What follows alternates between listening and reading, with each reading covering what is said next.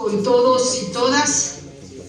Quiero agradecerles a cada uno de ustedes, a todas las autoridades que nos acompañan en esta rendición de cuenta.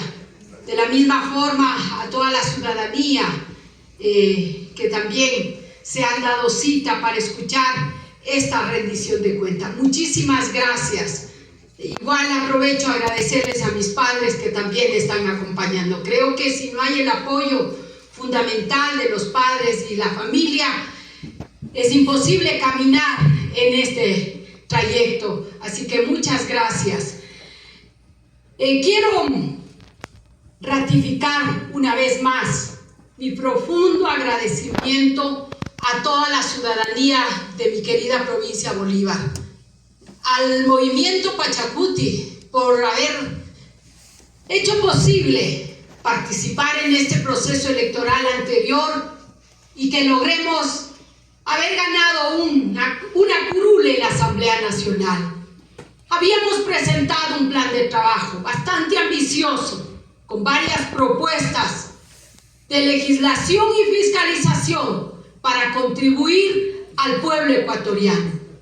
Y hoy, cumpliendo con la normativa constitucional, así como con la ley orgánica de transparencia y participación ciudadana, tenemos la obligación de rendir cuentas, de decirles qué es lo que hemos hecho, pero también escuchar de ustedes qué nos falta, cuáles son, tal vez alguna duda por ahí. Para eso es este espacio.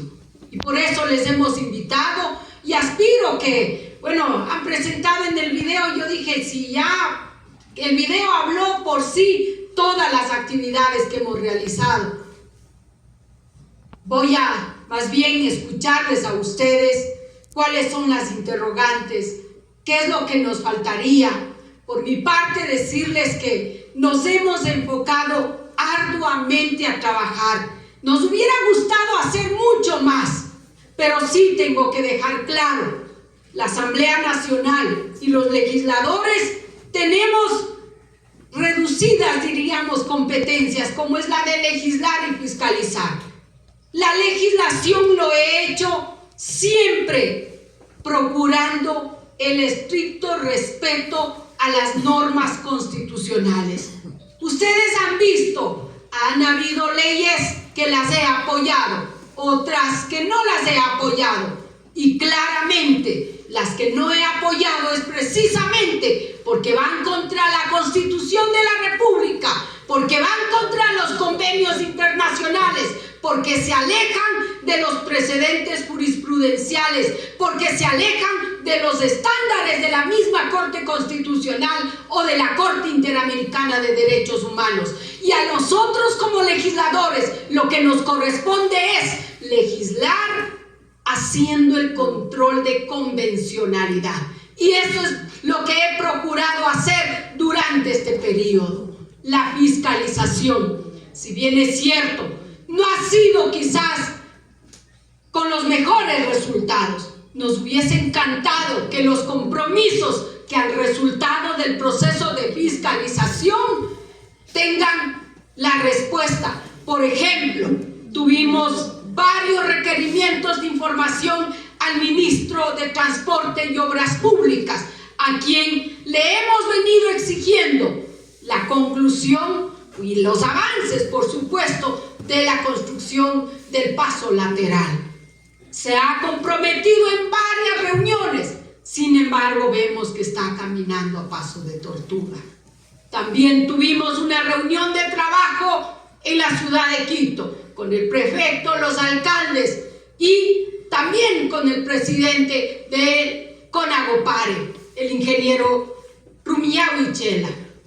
Se comprometieron a viabilizar una propuesta de un proyecto que iba a resolver quizás de alguna forma la desatención en la vialidad y a consecuencia, por supuesto, del deterioro, pero también de los golpes de los efectos invernaderos, de los efectos del invierno. Era un presupuesto no tan alto, creo que avanza a los 19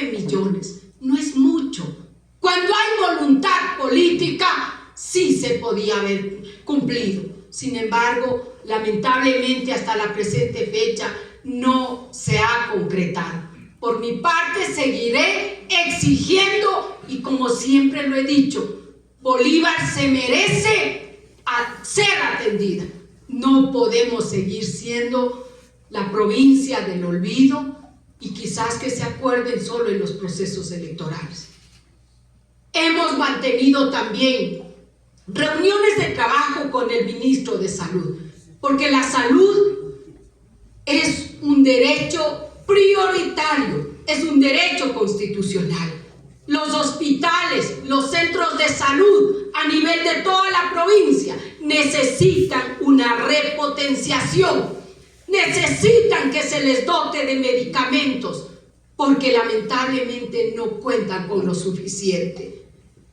Lamentablemente no se está cumpliendo. Hubo el compromiso del ministro de Salud, de paso, vino a la provincia Bolívar para visitar el Hospital Alfredo Noboa, entre otros centros de salud.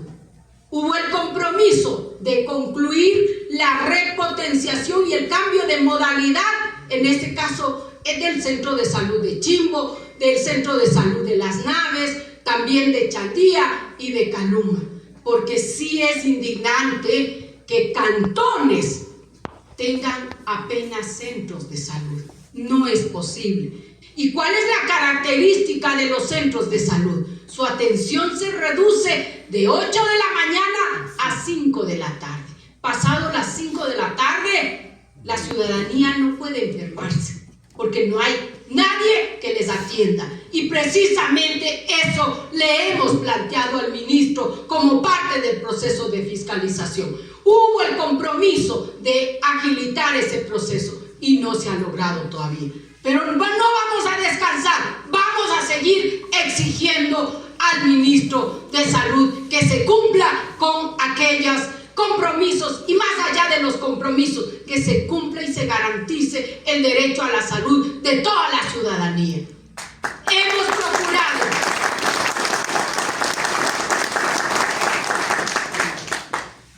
hemos requerido un sinnúmero de información a través de la fiscalización al Ministerio de Educación.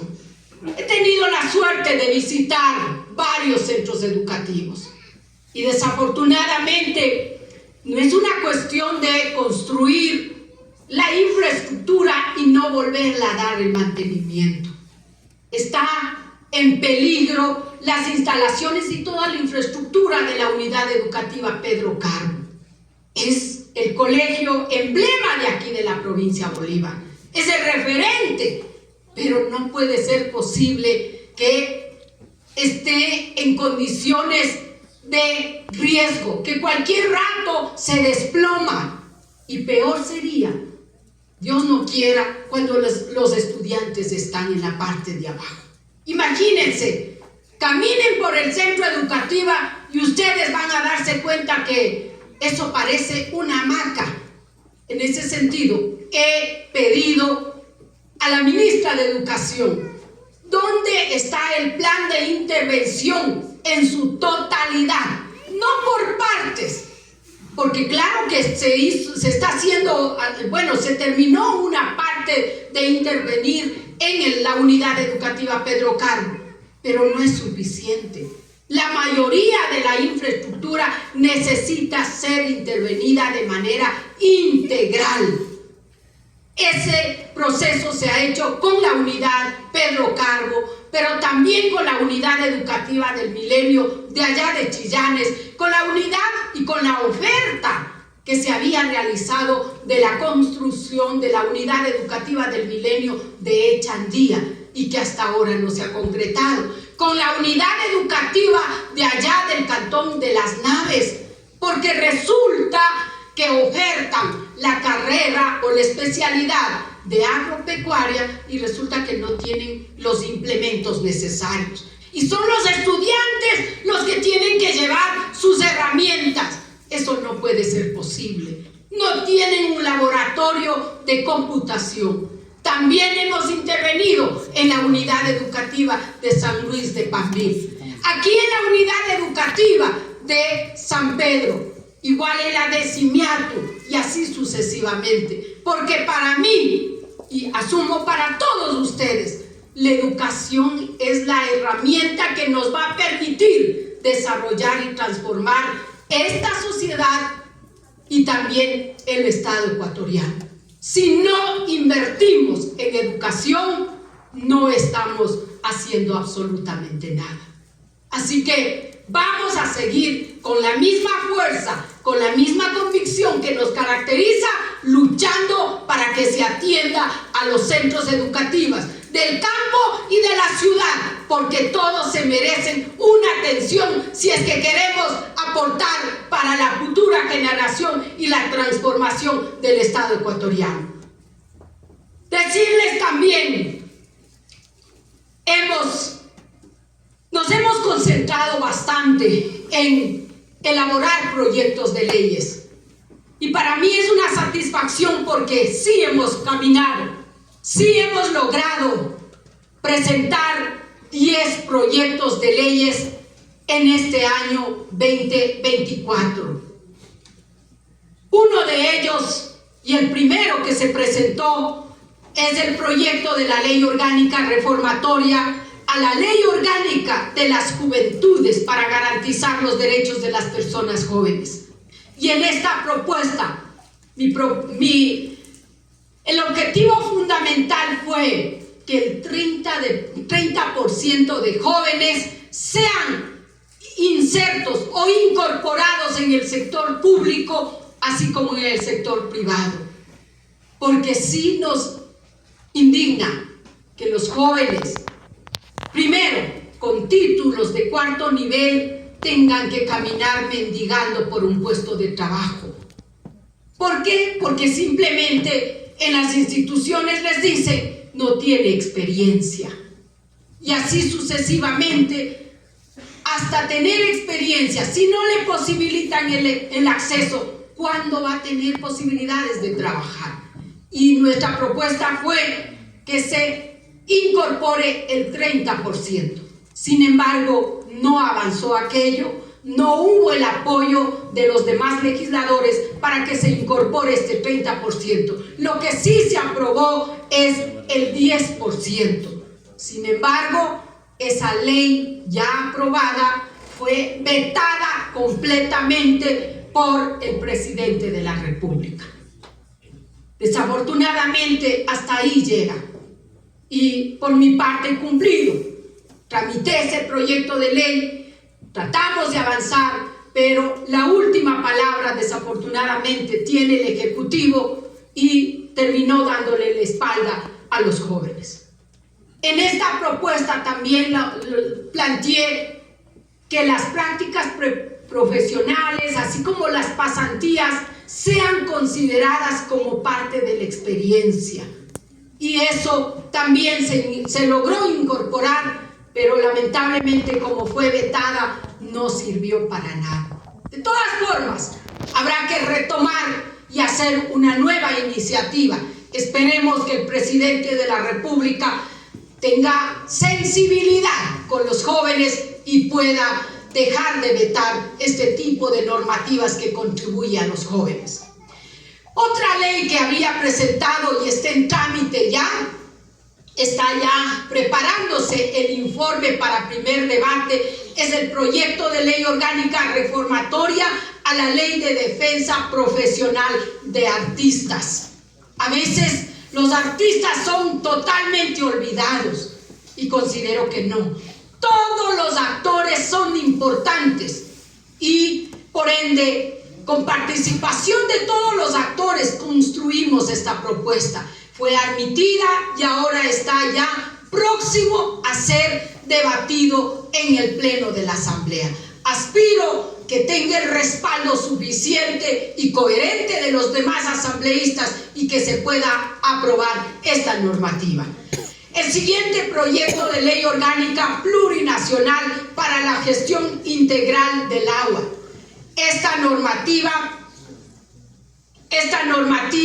está también en trámite. Ya está con el primer informe para conocer en el primer debate. Después del primer debate viene a un proceso de consulta prelegislativa. ¿Y por qué se va a hacer la consulta prelegislativa? Porque la ley de aguas afecta o inmiscuye a los derechos de los pueblos indígenas, y la Constitución claramente dice: si una ley va a ser adoptada en la Asamblea Nacional, tiene que haber consulta prelegislativa, y es lo que va a ocurrir. Asumo que en los próximos meses seguramente se llevará adelante la consulta prelegislativa de esta normativa. Esta normativa igual fue construida con participación de todas las organizaciones, y la CONAI fue la que promovió también este proceso. El otro proyecto de ley de reforma al Código Orgánico de la Función Judicial y el Código Orgánico Integral Penal. Aquí lo que estoy buscando es el fortalecimiento del pluralismo jurídico. Hay que estar claros que en el Ecuador, con la declaratoria como Estado constitucional de derechos y justicia plurinacional e intercultural, se reconoce la pluralidad en los distintos ámbitos, incluido a la justicia. Por eso es que en el Ecuador ya no hay solo un sistema de justicia, sino hay el sistema de administración de justicia ordinaria y el sistema de justicia indígena. Y lo que se busca con esta normativa es fortalecer la coordinación y cooperación que debe haber entre estos dos sistemas. Los dos sistemas tienen que apoyarse, porque los dos lo que buscan es, al final, sancionar a los infractores, sancionar a aquellos que no respeten la normativa, sancionar a aquellos que violenten los principios como el amayuye, el amaquille, el amashua. Ese es el objetivo, y eso es lo que estamos procurando en esta normativa. También estamos procurando que las autoridades de la justicia indígena dejen de ser criminalizados por la justicia ordinaria, porque es preocupante que hay autoridades indígenas que han participado en la solución de un conflicto interno en base a este derecho constitucional, y resulta que han sido criminalizados y algunos han obtenido sentencias condenatorias y han sido privados de libertad. Entonces son esos temas que nos va a permitir aclarar tanto a quienes hacen la justicia ordinaria como a quienes hacen la justicia indígena. Así que ese proyecto también ya está en trámite, en debate, unificándose con otras propuestas de reforma a estas normativas en la Comisión de Justicia. He presentado también el proyecto de ley orgánica de consulta y consentimiento libre e informado. Este es un derecho muy importante que tenemos todos los pueblos. Si el Estado o cualquier institución quiere hacer proyectos y programas que tengan relación con la extracción de recursos naturales no renovables y otros, y esas tierras sean donde están los pueblos y las nacionalidades, pues tiene que haber consulta previa, libre e informada. Y la consulta previa, libre e informada es obligatoria, porque lo dice así la Constitución de la República, porque así lo dice el Convenio 169 de la OIT, porque así lo dice la Declaración de las Naciones Unidas sobre los Derechos de los Pueblos Indígenas, y porque así lo dice el sistema en este caso, la Corte Interamericana de Derechos Humanos, cuando terminó de condenar al Estado ecuatoriano en el caso Sarayaku. Y así lo dice también la Corte Constitucional del Ecuador en las distintas sentencias. Eso es lo que hemos desarrollado en esta iniciativa, que también está en tratamiento en la Comisión de Garantías Constitucionales. He presentado el proyecto de ley orgánica reformatoria al Código Orgánico de Organización Territorial, Autonomía y Descentralización. Ahí están algunos elementos muy importantes, entre ellos que se priorice el incremento de presupuesto para los gobiernos autónomos descentralizados como el nuestro, que se incluyan otros parámetros, otros criterios para incrementar el presupuesto, porque así como estamos, vamos a seguir recibiendo muy poco, muy poco. Y claro, la ciudadanía quiere obras, quiere mejoramiento de sus condiciones de vida, pero no pasa solo por la voluntad política de las autoridades seccionales. Pasa porque esta normativa tiene que sufrir cambios, y esa propuesta la he presentado. Aspiro tener el apoyo de los demás legisladores y se pueda cambiar este mecanismo para que se incremente el presupuesto para los gobiernos como los nuestros, compañeros y compañeras.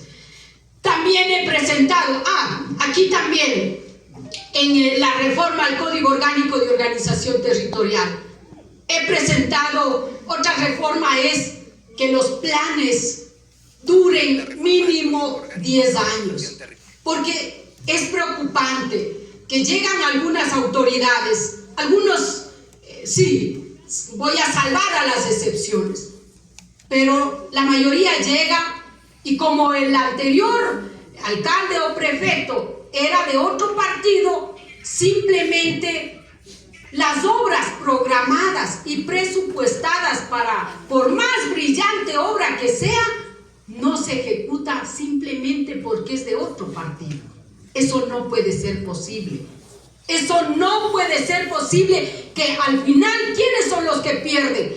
La ciudadanía, el pueblo, pues, ¿no es cierto? Entonces, no puede ser, y esa es una de las propuestas, que los planes duren 10 años y no ocurra aquello. Entre otros, también allí se está planteando acabar con la corrupción. Yo creo que todos somos conscientes que hay la necesidad de erradicar la corrupción en toda la administración pública. Y por eso yo digo, no toleremos nada. He escuchado a veces de gente que dice, es que por este contrato me pidieron tanto, es que postulé para este contrato pero cayó porque no le di lo suficiente. Eso no puede seguir. Hay que acabar eso, porque al final, con estos actos de corrupción, ¿quiénes son los perjudicados? Es el pueblo, porque desafortunadamente las obras son de pésima calidad, y por eso considero que el pueblo tiene que empezar a abrir los ojos, también a convertirse en fiscalizadores, ¿no es cierto?, de todas las autoridades, incluido yo. El próximo proyecto que también he presentado es el proyecto de ley para erradicar la corrupción política y garantizar la ética pública. La corrupción no es solo llevarse el dinero, también hay la corrupción política. Y ahí estoy planteando la reforma al Código Orgánico de la Función Legislativa, del Código de la Democracia. Ustedes han visto que en la Asamblea llegan con un partido y allá se van por cualquier lado. Y eso también es corrupción. Y hay que castigar el transfugismo. No puede ser posible que migren, y no es que migran por intereses colectivos, migran por intereses y satisfacciones muy personales. En ese sentido, esa propuesta también está en tratamiento, porque hay que cambiar esta sociedad. El siguiente proyecto que he presentado es la ley reformatoria de la Ley Orgánica de Movilidad Humana.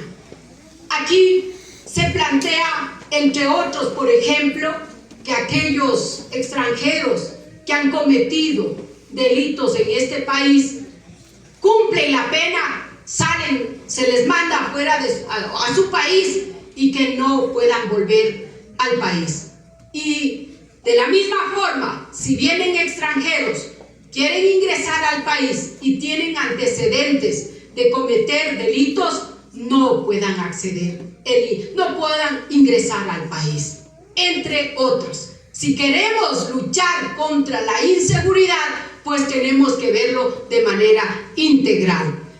También he presentado el proyecto de ley orgánica reformatorio al Código del Trabajo y a la ley orgánica del servicio público para garantizar los derechos laborales de las personas jóvenes. Finalmente, he presentado también el proyecto de la ley orgánica reformatorio del Código Orgánico de las Entidades de Seguridad Ciudadana y Control del Orden Público. Ahí estamos planteando precisamente que la inseguridad o el ataque a la inseguridad no se le puede ver como el único mecanismo atacar con la elevación de las penas únicamente, o con la bala, o con la cárcel. No, tenemos que tener una mirada integral. Yo pienso que si no resolvemos la desigualdad, la injusticia, no acabamos con la pobreza y ahora con la pobreza extrema, no garantizamos que los niños y las niñas se encuentren en las instituciones educativas, si no les garantizamos a todos los ecuatorianos un empleo digno, vamos a seguir mirando que los índices de inseguridad van a ir en aumento. Entonces, esta normativa está construida con una mirada totalmente integral y ahí estamos planteando que no solo, si bien es cierto, la Constitución de la República establece como obligatorio la actuación de la Policía Nacional para garantizar la seguridad ciudadana, pero también dice las Fuerzas Armadas de manera complementaria, ¿no es cierto? Pero de manera concurrente también lo tienen que hacer los gobiernos autónomos descentralizados. Los gobiernos municipales tienen que empezar a trabajar en la seguridad, desde lo más pequeño hasta lo más grande. Yo digo recuperando los espacios públicos. Hay parques a veces abandonados y resulta que ese es el nido para que se fortalezca. Son los espacios adecuados para que los delincuentes planifiquen los hechos delictivos ahí. Esos espacios hay que recuperar. Necesitamos que los gobiernos provinciales también se involucren, igual los gobiernos parroquiales, la sociedad civil y las comunidades a través de sus gobiernos comunitarios. Todo eso está planteado en esta normativa, compañeros y compañeras. No quiero cansarles más, solo quiero una vez más decir también, yo creo que pasó ya en la presentación, no he faltado, salvo excepciones. Creo que a 2 sesiones he faltado porque tuve que atender otros compromisos. De ahí he asistido a 200 sesiones en el Pleno de la Asamblea, y no para estar durmiendo, sino para estar aportando en los debates. También he participado en 84 sesiones de la Comisión Especializada de Transparencia y Participación Ciudadana, del cual he sido parte. He participado en 12 sesiones de las comisiones ocasionales, en 15 de las otras comisiones especializadas. Debo ratificar mi profundo agradecimiento, compañeros y compañeras, y a toda la ciudadanía que nos está siguiendo, por haberme dado esta oportunidad para servirles con honestidad, con transparencia, con rectitud desde la Asamblea Nacional. Por mi parte, ratifico mi compromiso de seguir trabajando y actuando con la misma valentía, con la firmeza, respetando los principios y valores que mis padres me han enseñado, pero también muchos que ya no están aquí. Vamos a seguir trabajando, luchando por el estricto desarrollo y materialización de los derechos constitucionales. Ese es mi compromiso y muchísimas gracias. Quedo abierta a las preguntas que puedan hacer ustedes.